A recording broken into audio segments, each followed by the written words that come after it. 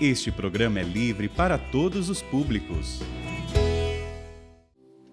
O Senhor esteja convosco. Ele está no meio de nós. Proclamação do Evangelho de Jesus Cristo segundo João. Glória a vós, Senhor.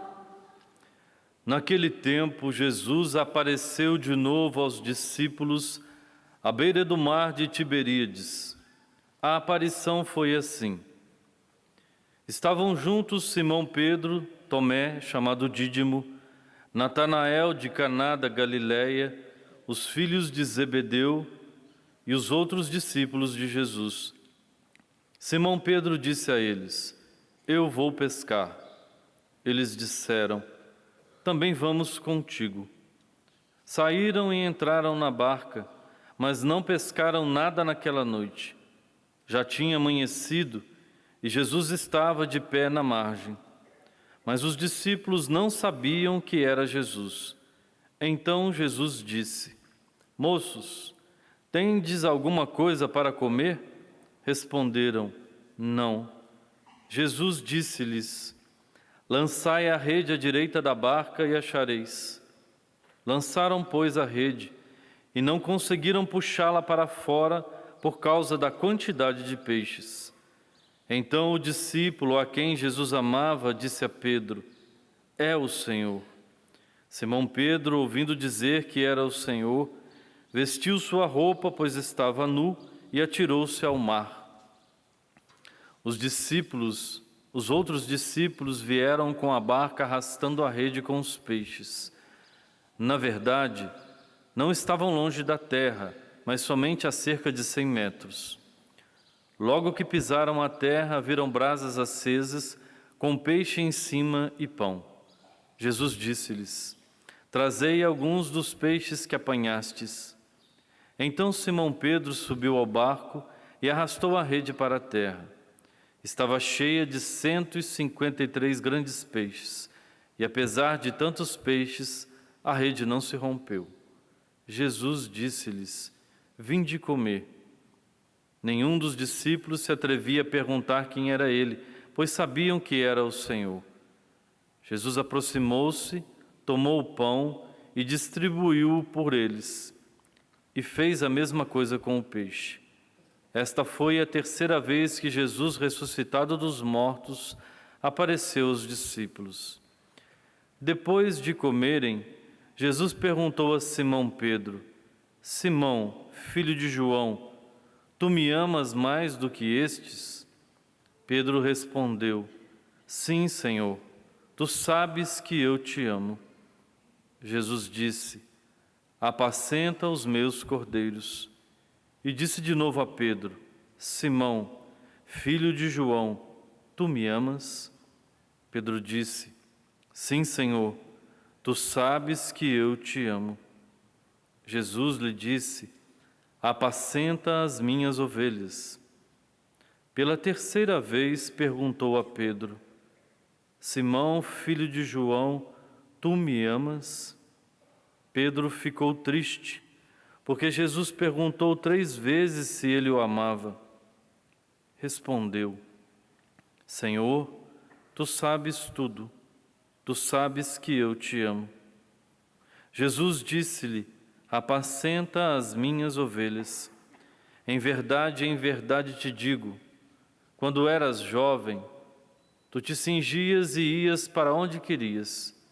Quando fores velho, estenderás as mãos e outro te cingirá e te levará para onde não queres ir. Jesus disse isso, significando com que morte Pedro iria glorificar a Deus, e acrescentou: Segue-me. Palavra da salvação. Glória a vós, Senhor.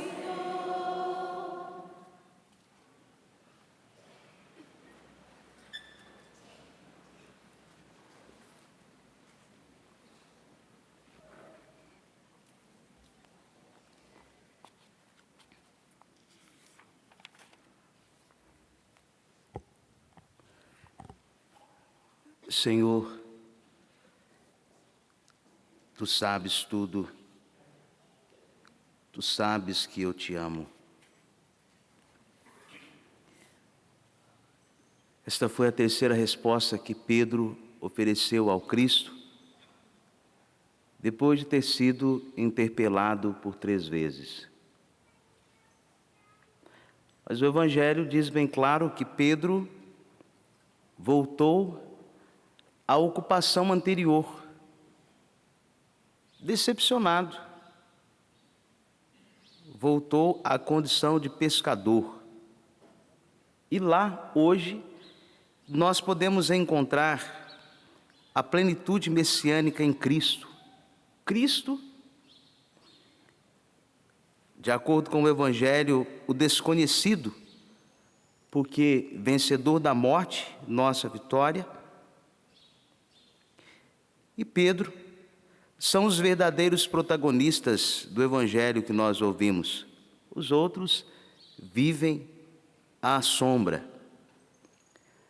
O detalhe que o Evangelho aponta hoje é uma localização temporal. Era a noite. A noite, do ponto de vista bíblico, sobretudo do Evangelho de São João, significa a ausência de Deus.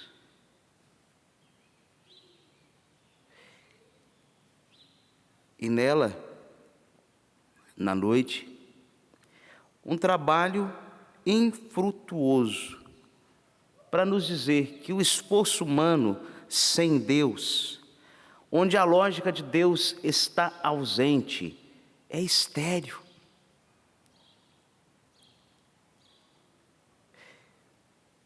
Nós somos agraciados por poder recordar nossa vida a partir dos textos bíblicos que nós ouvimos. Com o coração feliz por causa do nome de nosso Senhor Jesus Cristo. Primeira leitura que nós ouvimos. Nada se pode explicar por meros recursos humanos. Nada se pode explicar pelos nossos métodos, pelas estruturas ou até mesmo pelos méritos da nossa humanidade. Hoje o Evangelho nos chama àquela palavra que Jesus disse no Evangelho de São João, no capítulo 15: sem mim nada podeis fazer. É a lógica. Sem mim nada podeis fazer. Nós vamos procurar pelo auxílio que é do céu, o auxílio de Cristo, e acreditar mais em Deus que em nós próprios. Gente, isso aqui está uma pedagogia, estou falando ao coração das mães, não se enganem. Quantas vezes as mães tentam educar aos filhos, apoiando-se nos próprios métodos, nos próprios recursos, nas próprias estruturas, numa dinâmica de mérito e demérito, acreditando que elas, sim, as mães, são capazes de tudo. Tire essa roupagem de supermulher, de supermãe. Isso não existe. Sem o Cristo, as mães nada podem fazer. Ai daquelas mães que acreditam mais em si mesmas que em Deus. O Evangelho garante que elas são sim conduzidas ao fracasso. Como administrar ao fracasso de um resultado de uma maternidade? Ou como administrar os fracassos provenientes de uma ausência de maternidade? Nós temos sim os fracassos das mães, mas temos aquelas mães que tiveram bons êxitos na educação dos filhos. Até porque o resultado do Evangelho diz bem claro que não depende da educação que as mães oferecem aos filhos. Existem as circunstâncias, existem os meios, os tempos, a história, o percurso. Nem tudo depende das mães. Então, mulheres, as senhoras que são mães, pelo amor de Deus, parem de viver como se tudo dependesse das senhoras. Não depende. Senão as senhoras vão ficar frustradas. À semelhança dos discípulos do Evangelho. Nós temos sim alegrias, mas parece-me que os momentos de alegria das mães é muito menor aos momentos que os momentos de decepção. Quantas mães decepcionadas com os seus filhos porque fizeram tudo por eles, mas percebem que o resultado foi negativo. Como administrar esse fracasso da maternidade? Quantas mães que às vezes elas querem pedir a demissão do cargo de mãe.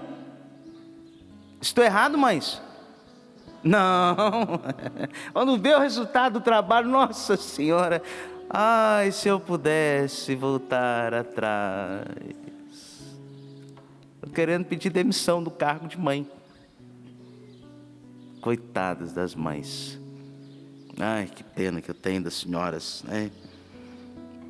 Pois bem, o Evangelho ainda apresenta o contraste entre a fraqueza de Pedro e a tarefa que lhe foi confiada, sem perder nada de essencial. Ou seja, existe um contraste.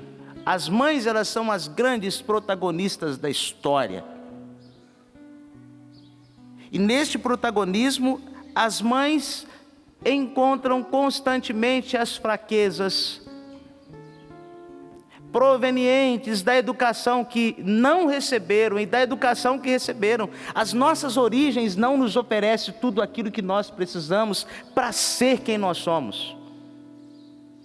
Por isso, as mães se deparam com as fraquezas, à semelhança de Pedro.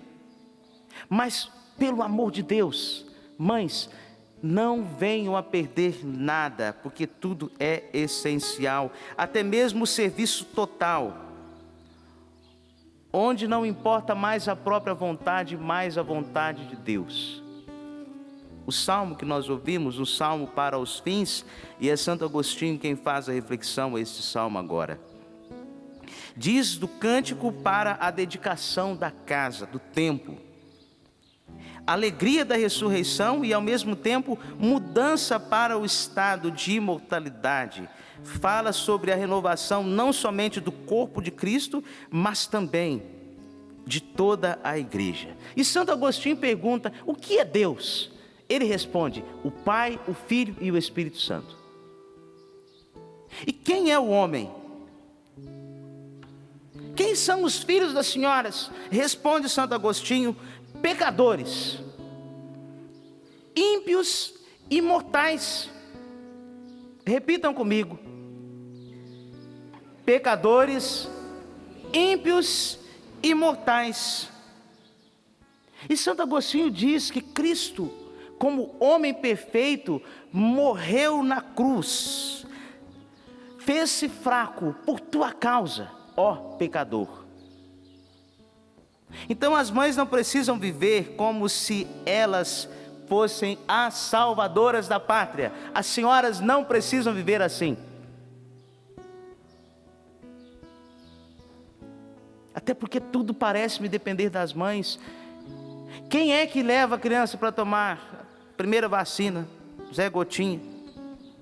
Quem? A mãe. Quando a criança chora, o esposo dá uma cotovelada nela e diz assim: a criança acordou. Quem é que vai cuidar da mãe, da criança? Quando, por exemplo, o pai estava lá, coitadinho, todo feliz, que a criança disse assim: pai, pai, pai, pai. O que foi, meu filho? Feliz da vida. Cadê a mãe?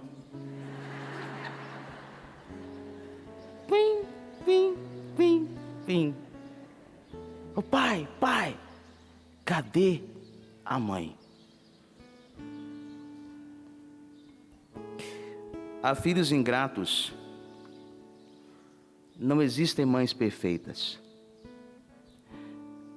Eu tenho lido um autor inglês.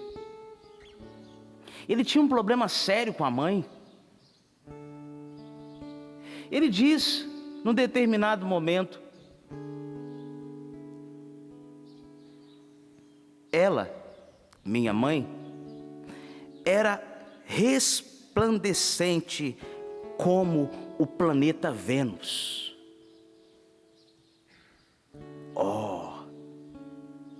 E ele continua, amei-a, mas à distância. Há filhos ingratos, que dizem amar as mães, mas à distância. Repito, não existe uma mãe perfeita. Existem mães que tentam errar menos. E a senhora precisa se convencer acerca dessa verdade. Não existem mães perfeitas. Existem mães que procuram errar menos. Juntos. Não existe mãe perfeita.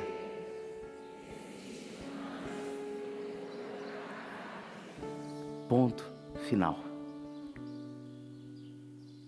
A senhora não precisa agir como se a senhora fosse a mulher perfeita. Busque na sua maternidade errar menos.